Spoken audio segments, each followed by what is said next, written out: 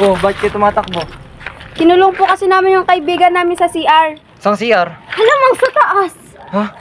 Hindi nyo ba alam na may namatay na babae at lalaki dyan?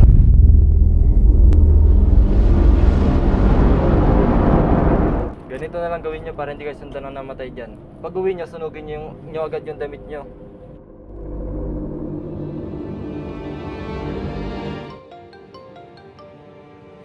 Wait lang, may tumatawag, sagutin ko lang sa labas. Sige, sige. Yung kaibigan nyo na si Ashlyn, patay na.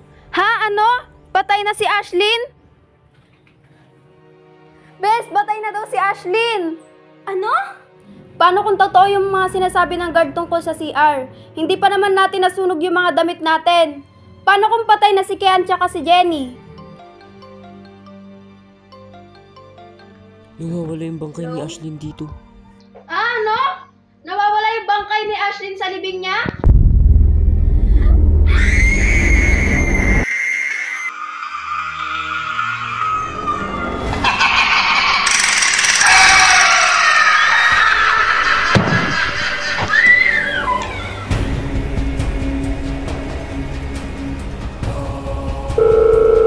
Pre, mukhang may nabiktima na naman yung lalaking pumapatay sa loob ng CR.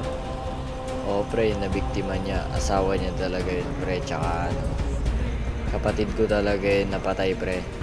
Ano?